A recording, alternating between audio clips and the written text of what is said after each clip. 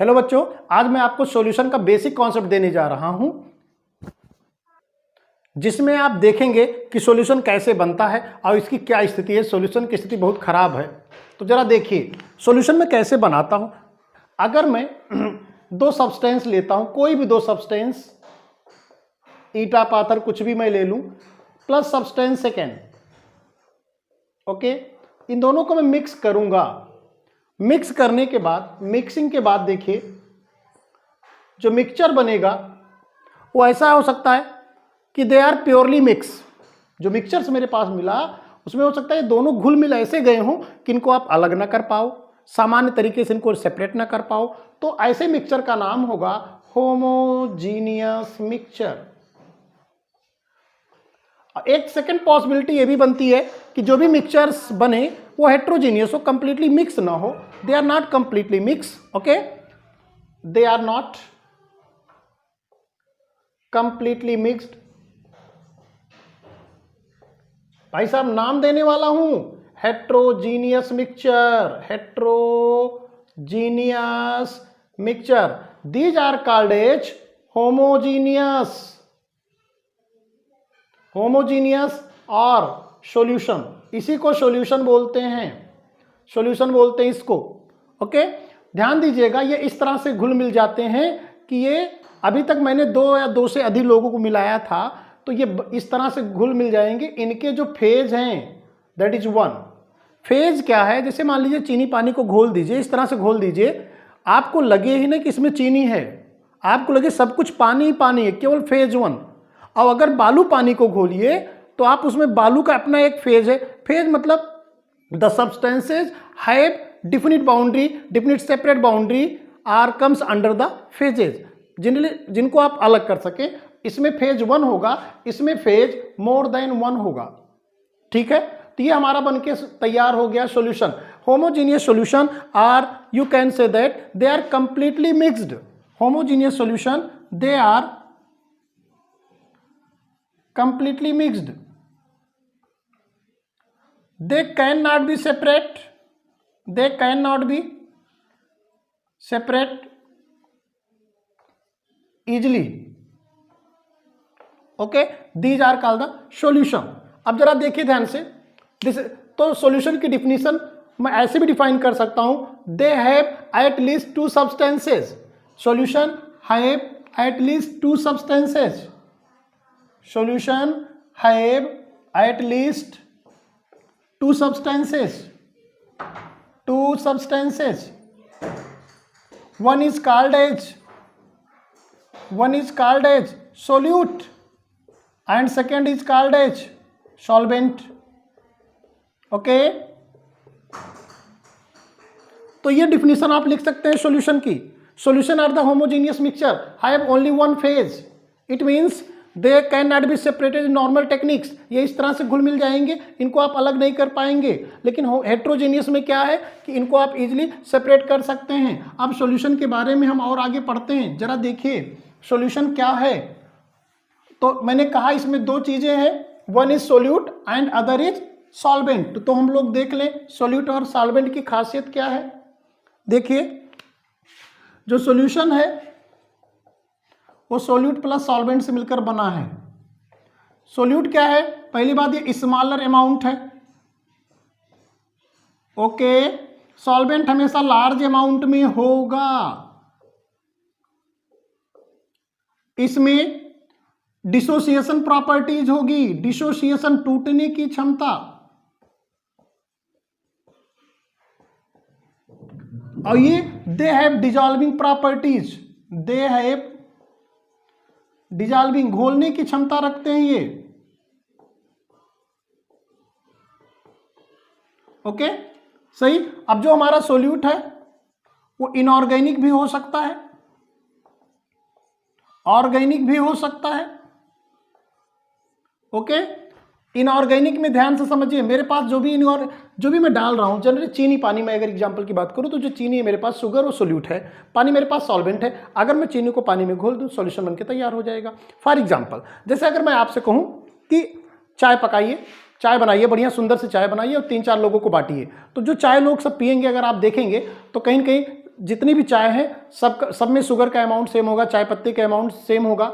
लेकिन अगर मैं आपसे कहूं कि बालू पानी का घोल बनाइए और 3-4 लोगों को बांटिए, क्या सभी गिलास में बराबर बालू के पार्टिकल होंगे? तो आप कहेंगे नहीं। तो उसी को हेट्रोजीनियस कहा गया, जिसमें अमाउंट सेम हो, कंप्लीटली मिक्स हो, उसको होमोजीनियस कहते हैं। अब इनऑर्गेनिक सोल्यूट में क्या क्या आप क्या आ सकते हैं? देखिए, इनऑर्गेनिक में आयोनिक हो सकता है, कोवैलेंट हो सकता है, सही। ऑर्गेनिक में क्या होगा? पोलर हो सकता है और नॉन पोलर हो सकता है। ये इतने सोल्यूट हो सकते हैं। आयनिक जैसे मैंने कहा NaCl, KNO3, KCl, MgCl2, ये सब आयनिक है। अगर मैं कोवैलेंट की बात करूं इनऑर्गेनिक में, HCl, okay, H2, N2, etc।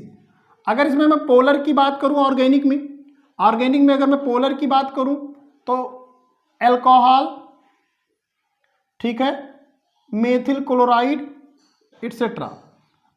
Non polar की मैं बात करूं CH4, ठीक है, और आप लिख सकते हैं और इसमें CH4 के अलावा भी CCl4, C6, ठीक है। जनरली ये CCl4 और C6H6 तो ये मान लीजिए सॉल्वेंट में यूज किए जाते हैं, तो CH4 ले लें, ऑल द एल्केन्स ले लें, एल्कीन ले लें, ये सब आपके नॉन पोलर के अंतर्गत आएंगे, एल्केन और एल्कीन, सही है। अब ऐसे ही जो सॉल्वेंट होते हैं इसको आप नोट कर लेंगे। इसी तरह अगर मैं सॉल्वेंट की बात करूं, सॉल्वेंट दो प्रकार के होते हैं, inorganic and organic. Inorganic solvent generally जिनको मैं सबसे ज्यादा मोस्ट कॉमनली वाटर यूज करता हूं, अमोनिया, ठीक है, सल्फर डाइऑक्साइड, ये सब इनऑर्गेनिक सॉल्वेंट है। ऑर्गेनिक सॉल्वेंट में मैं क्या क्या यूज करता हूं? देखिए, alcohol, ether, ROR, benzene, CCl4, chloroform etcetera, ये आपके ऑर्गेनिक सॉल्वेंट में यूज होते हैं। एक चीज और आप समझिएगा, कब ये लोग डिजॉल्व होंगे, कहानी जरा समझ लीजिएगा। जब ऑर्गेनिक सोल्यूट होगा तो जनरली ये ऑर्गेनिक सॉल्वेंट में घुल जाएगा। भाई साहब याद रखिएगा, ऑर्गेनिक सोल्यूट ऑर्गेनिक सॉल्वेंट में घुल जाएगा। देखिए, घुलने का मतलब टूटना नहीं होता, घुलने का मतलब छिपना भी होता है। जैसे कोई मॉलिक्यूल अगर किसी में घुल रहा है तो हो सकता है वो टूट के घुल रहा हो सकता है वो बॉन्डिंग करके, वंडरवाल बॉन्डिंग, हाइड्रोजन बॉन्डिंग, कोई भी बॉन्डिंग कर रहा हो, तब भी उसको घुलना कहते हैं। याद रखिएगा। जैसे अगर मैं बात करूं ऑर्गेनिक सोल्यूट ऑर्गेनिक सॉल्वेंट में घुलेगा, इसी तरह इनऑर्गेनिक सोल्यूट इनऑर्गेनिक सॉल्वेंट में घुलेगा। ओके, फॉर एग्जाम्पल, अब जैसे मैं इनऑर्गेनिक मान लीजिए NaCl मैं लेता हूं तो इसको पानी में डाल दीजिए, घुल जाएगा। लेकिन यही मैं अल्कोहल लेता हूं, आप समझिए, अल्कोहल, ठीक है, अगर आप देखें तो ये खुद अपने आप में सॉल्वेंट है, लेकिन इसको अगर मैं ईथर में डालूं, ये भी सॉल्वेंट है। अगर इसका अमाउंट ज़्यादा ले लूँ, इसका अमाउंट कम, इसमें डिसोसिएशन प्रॉपर्टी ज़्यादा होती है तो इसमें घुल जाएगा। अगर इसी तरह मैंने MgCl2 लिया, वाटर में डाल दिया तो घुल जाएगा, डिजॉल्व कर जाएगा। बट ऐसा नहीं कि ऑर्गेनिक सोल्यूट हमेशा ऑर्गेनिक सॉल्वेंट में घुलते हैं। ऑर्गेनिक सोल्यूट इनऑर्गेनिक में भी घुल सकते हैं। जैसे अल्कोहल, शराब जिसे कहते हैं, पानी में डाल दें घुल जाता। इसके घुलने के पीछे रीजन क्या है? Hydrogen bonding. तो याद रखिएगा, इनऑर्गेनिक में घुलता है, मोस्टली ऑर्गेनिक में घुलता है, ठीक है। इसको बोलते हैं, इस कॉन्सेप्ट का नाम है डिजॉल्व्स लाइक डिजॉल्व्स, मतलब जैसे को तैसा। अगर ऑर्गेनिक होगा तो ऑर्गेनिक में घुलेगा, इनऑर्गेनिक होगा तो इनऑर्गेनिक में घुलेगा। घुलने का मतलब क्या हुआ? घुलने का मतलब एक तो डिसोसिएशन होता है, टूटेगा तो भी घुलेगा, अथवा एक होता बॉन्डिंग भी कर ले तब भी घुलेगा। फॉर एग्जाम्पल, जैसे अल्कोहल वाटर के साथ बॉन्डिंग करके घुल जाता है। ये तो था basic concept of solute and solvent, ठीक है। इसका आप स्क्रीनशॉट ले लीजिए, इसको कॉपी में नोट्स भी बना लीजिए आप बढ़िया सा। अब मैं अगर बात करूं कि मेरे पास जो सोल्यूट है, मान लीजिए पानी में मैंने चीनी डाला, नमक डाला, कुछ भी डाला, बहुत कम अमाउंट में मैंने डाला, तो क्या जो बनने वाला मिक्सचर सॉल्यूशन कहा जाएगा? इस पे प्रश्न उठता है। मैं इसको क्लीन कर दे रहा हूं, नोट करते चलें। देखिए अब प्रश्न ये उठता है कि जो मेरे पास सॉल्वेंट है, ओके, इसका अमाउंट मैं फिक्स करने जा रहा हूं। फिक्स कर दे, मान लीजिए मैंने इसको 1 लीटर अमाउंट ले लिया। पानी ले लेता हूं, वाटर इजीली अवेलेबल है, फ्री है, नल चला के कहीं भर लीजिए। सोल्यूट का अमाउंट मान लीजिए वेरी लेस अमाउंट है किसी भी सॉल्यूशन में, वेरी लेस अमाउंट, तो क्या सॉल्यूशन बनेगा? बनेगा। सोल्यूट है, चाहे थोड़ा सा भी होगा तब भी बनेगा। लेकिन ऐसे सॉल्यूशन का नाम दिया जाएगा dilute solution. Dilute solution, the solution having very less amount of solute in solution are called as dilute solution। Okay, अगर इसी में थोड़ा सा मैं सोल्यूट के अमाउंट को बढ़ा दूं, the solution having more amount of solute in the solution are called as concentrate solution। Concentrate solution. अब डाइल्यूट कंसंट्रेशन कितने अमाउंट में मुझे मिलाना चाहिए सोल्यूट, इसके लिए मैं आगे लेक्चर्स में बताऊंगा कंसंट्रेशन एक्सप्रेशन में, तो बातें आप समझ जाएंगे। सिमिलरली ये तो दोनों जो टाइप्स थे सॉल्यूशन 2 प्रकार के हैं, डाइल्यूट एंड कंसंट्रेशन। ये depends upon number of, depends upon amount of solute थे, अमाउंट ऑफ सोल्यूट थे। This is the first category of the solution and the second category of the solution now we can write here on the basis of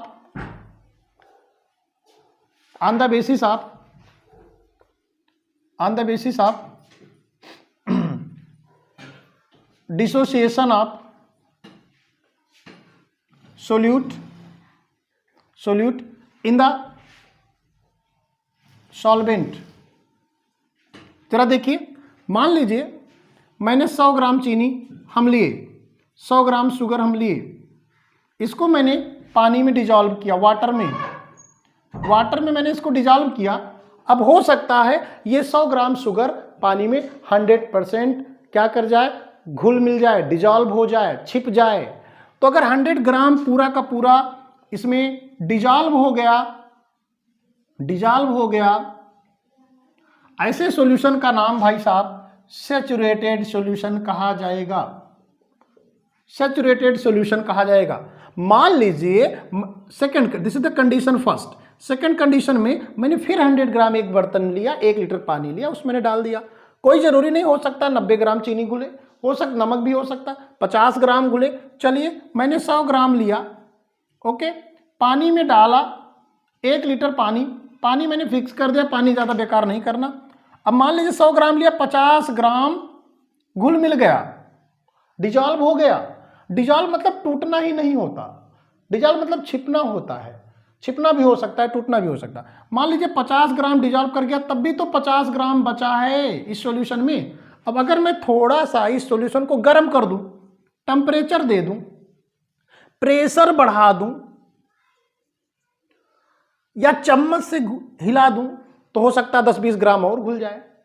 तो ऐसा solution जिसे और घोला जा सके उसे बोलते हैं unsaturated solution. Okay, for example तीसरी बातें और भी हो सकती हैं। मान लीजिए 1 लीटर पानी में मैंने 100 ग्राम चीनी डाला या नमक डाला, और इस पानी की जो कैपेसिटी है वो 80 ग्राम की ही है। 80 ग्राम से ज़्यादा किसी भी कीमत पर घोल नहीं सकता, चाहे जितना इसको समझाइए, डराइए, चाहे हड़काइए, कोई मतलब नहीं। मान लीजिए मैंने 100 ग्राम डाला, ये 80 ग्राम घोल पाया। मैंने टेम्परेचर बढ़ाया, मैंने प्रेशर बढ़ाया, मैंने चम्मच से हिलाया, लेकिन ये टस से मस नहीं हुआ, तो 20 ग्राम चीनी कहाँ जाएगी? उसी बर्तन में तो रहेगी। इसका मतलब कहीं ना कहीं सॉल्यूशन जो है वो बन चुका है। अब आप जबरदस्ती 20 ग्राम चीनी दे रहे हो। ऐसा कोई सॉल्यूशन जिसमें पूरा घुलने के बाद भी अगर उसमें एक्सेस अमाउंट ऑफ सोल्यूट हो, एक्सेस अमाउंट ऑफ सोल्यूट हो, भाई साहब उसका नाम दिया गया super saturated solution, super saturated solution. कहानी ध्यान से समझिए, super saturated, saturated and unsaturated 3 solution है, सही है। जैसे मान लीजिए ससुरारी गए आप, नौता खाए बैठे हो ससुरारी, दूल्हा खिचड़ी न खाइए, मोटरसाइकिल बिना पहुँचे हो, सड़वाइन ले आए, कुछ खाए फेंकता है, तो पता लगे 5 पूरी की क्षमता है, 5 खा ही गए हो, तो इसका मतलब आप सैचुरेटेड विलेन बना दिए पेट में। लेकिन अगर 5 पूरी खाने की क्षमता है, 3 खाए आप, और सास कहीं अरे 2 पूरी और खा लो भैया, तो आप कहो लाओ खा लो, तो इसका मतलब आप जो है शर्मा रहे थे, तभी 2 पूरी खाए। इट मीन्स अनसैचुरेटेड सॉल्यूशन आप बना रहे थे, लेकिन सासू माँ ने 2 पूरी खिला के आपको सैचुरेट कर दिया। 5 पूरी आपकी मतलब कैपेसिटी है। और मान लीजिए जबरदस्ती आपको सासू माँ खिला दे 5 पूरी की जगह 10 पूरी, तो कैपेसिटी तो 5 थी, आपने 10 खाई, इसका मतलब अब आप उल्टी कर देंगे। That will be super saturated solution. So we can define that if the solution have the capacity of dissolving the solute in same amount, have the capacity of the nature of the solvent, मतलब जो उस solvent का nature है dissolving का, उतने को अगर dissolve कर रहा है तो वो सैचुरेटेड सॉल्यूशन होगा। और generally you can say that if all the solute particles present in the solution are dissolved, that solution will be saturated. But if there will be some remaining amount in the solution, there will be some remaining amount of solute in the solution, they can dissolve again by increasing temperature or pressure, that will be unsaturated solution. Okay, and supersaturated solution क्या है? The extra amount of solute that will be remaining portion after the dissociation of the solute in the solvent, मतलब जो remaining मतलब घुलने के बाद जो बचता है उसको आप बोल सकते हैं सुपर सैचुरेटेड सॉल्यूशन। ठीक है, ये इस आधार पर आप इसको डिवाइड कर सकते हैं। इसका स्क्रीनशॉट ले लीजिएगा। अब मान लीजिए मेरे पास जनरली, अब हम लोग करना क्या चाहते हैं, जो मेरे पास सॉल्यूशन है उसको कई प्रकार से लिखा जाता है सॉल्यूशन को। जैसे अभी आप कहीं होम्योपैथिक दुकान पे जाइए तो देखिए सॉल्यूशन को वहाँ बोतलों में लिखा रहेगा कि 50N 20C इस तरह से लिखा रहेगा, तो वो जानते रहिए कि सॉल्यूशन को कई प्रकार से व्यक्त करते हैं। सॉल्यूशन जनरली आप कह सकते हैं गाढ़ापन, किसी भी सॉल्वेंट में जो सोल्यूट का अमाउंट होता है that is the concentration, concentration उसी को बोलते हैं। ध्यान से समझिएगा। पहले तो हम समझ लें, तो हेडिंग पड़ेगी to express the concentration of solution. Okay, तो पहले तो कंसंट्रेशन जान लीजिए। जनरली इसको बोलते हैं गाढ़ापन, से हिंदी में समझ लीजिए, बट कंसंट्रेशन को सी से लिखा जाएगा the number of amount of substance solute, ऐसा लिख सकते हैं the amount of substance, amount of solute present in 1 litre of solvent of solution, of solution. 1 litre में कोई आप सॉल्यूशन बनाइए, 1 लीटर, जैसे 1 लीटर पानी में उसमें नमक का सॉल्यूशन बनाइए, तो जो नमक की मात्रा है द अमाउंट ऑफ सब्सटेंस और सोल्यूट, नमक सोल्यूट है, टूटने की क्षमता रखता है। 1 लीटर पानी में जो घोले हैं उसमें नमक की जो मात्रा है, मान लीजिए सपोज दैट, ठीक है, आपने 10 ग्राम नमक लिया, 10 ग्राम्स, ठीक है। अब आपने क्या किया कि मान लेते हैं मैं 90 ग्राम आपने वाटर लिया, वैसे तो लिक्विड है, इसको जो है कहीं कहीं वॉल्यूम जो है लीटर में रिप्रेजेंट करते हैं, बट मैं ऐसे मान लेता हूं कि सॉल्वेंट जो है आपने पानी वो 90 ग्राम्स लिया। तो अब सॉल्यूशन का अमाउंट देखिए क्या हो जाएगा, प्लस इसी में 10 ग्राम्स सोल्यूट भी तो है, तो इसका मतलब क्या हो गया 10/100, 10/100। तो ये आपका कंसंट्रेशन हो जाएगा 1/10। इसका मतलब उस नमक का जो सॉल्यूशन है उसका कंसंट्रेशन कितना 1/10 है। ठीक है, अब कंसंट्रेशन को और डिटेल में चर्चा करते हैं। तो जनरल डिफिनीशन है क्योंकि जो सॉल्यूशन है उसमें याद रखिएगा सॉल्यूशन में सोल्यूट और सॉल्वेंट दोनों रहेगा। ओके, तो चलिए पहला जो तरीका अपनाया गया उसका तरीका अपनाया गया मोलरिटी। मोलरिटी इसे कैपिटल एम से लिखा जाएगा भाई साहब, ध्यान से समझिएगा। अब मैं क्या कर रहा हूं, मैं 1 लीटर पानी ले रहा हूं, 1 लीटर वॉल्यूम, सही है। 1 लीटर सॉल्वेंट का जो वॉल्यूम है 1 लीटर है, और इसमें मैं क्या कर दे रहा हूं, इसमें n मोल मैंने सोल्यूट को मिला दिया। 1 लीटर आयतन में वो पानी हो सकता है, कोई भी सॉल्वेंट हो सकता है, उसमें मैंने n मोल मिला दिया सोल्यूट, तो इसको मैं लिख सकता हूं n/v, या 1v में लिख सकता हूं। 1v चूंकि volume of solution is 1 litre, 1 litre volume of solution है ये। मतलब मैंने क्या किया, 1 लीटर मैंने सॉल्यूशन बनाया किसी भी चीज का, चीनी पानी का, नमक पानी का, ठीक है। अब उसमें जो मैंने चीनी को मिलाया है उसका मैं मोल के रूप में लिखूंगा, n के रूप में। तो देखिए मैं इसको लिख सकता हूं n/v लिख सकता हूं। अब मोल, ये n क्या है, number of moles, number of moles, sorry number of moles small n is equal to क्या होगा, weight of solute upon molecular weight of solute. याद रखें सोल्यूट को हमेशा याद रखिएगा, हम लोग पूरी बुक में A माना गया है, सॉल्वेंट को B मान के काम किया गया। तो अगर वेट ऑफ सोल्यूट को मैं लिखूंगा WA अपॉन मॉलिक्यूलर वेट को लिखूंगा MA, तो कोई दिक्कत ना हो तो n की जगह मैं लिख दूं WA upon MA into V। याद रहे ये लीटर में रहेगा, तो मोलरिटी का formula capital M is equal to आ गया WA upon MA into V।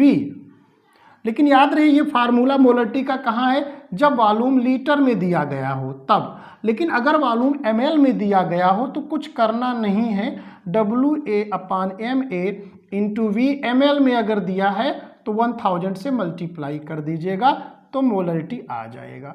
क्योंकि जो ml है उसको लीटर में अब आप चेंज करेंगे तो 1000 से डिवाइड करेंगे तो मल्टीप्लाई हो जाएगा। अब इस चीज को मैं ऐसे भी लिख सकता हूं अगर कोई दिक्कत ना हो, मोलरिटी इज इक्वल टू, मैं यहां से जो मोलर मास है या मॉलिक्यूलर वेट को मैं इधर ले आ रहा हूं, molecular weight MA is equal to क्या हो जाएगा, WA अपॉन V। ये देखिए, और इस वैल्यू को बोलते हैं स्ट्रेंथ और पावर ऑफ सॉल्यूशन, इसको बोलते हैं पावर ऑफ सॉल्यूशन या स्ट्रेंथ ऑफ सॉल्यूशन भी बोलते हैं इसको, स्ट्रेंथ ऑफ सॉल्यूशन। बराबर क्या हो जाएगा, बराबर हो जाएगा WA अपॉन V, या बराबर हो जाएगा molarity into molecular weight of solute. ये आपको सीधे सीधे एक फार्मूला मिल रहा स्ट्रेंथ ऑफ द सॉल्यूशन का, मोलरिटी के आधार पर आप इसको निकाल सकते हैं। तो मुझे मोलरिटी की डिफिनीशन क्या मिली, ध्यान से समझिएगा। The number of moles, the number of moles present in 1 liter of solution is called as molarity, is called as molarity। I think आपको समझ में आ गया होगा। अब जरा देखिए आपको किताबों में या कहीं मोलरिटी को कैसे कैसे एक्सप्रेस किया गया होगा। देखिए अगर मान लीजिए मेरे पास formula molarity is equal to n upon V है, सही। अगर मैं देखिए वॉल्यूम में चेंज नहीं करूंगा, वॉल्यूम फिक्स रहेगा, याद रखिएगा। अब मैं क्या करूंगा, यहां जो वॉल्यूम है उसकी जगह मैं 1 लीटर, V बराबर 1 लीटर कर दे रहा हूं। अब ये फिक्स रहेगा हमेशा, वॉल्यूम को मैं 1 ही लीटर मान के चल रहा हूं।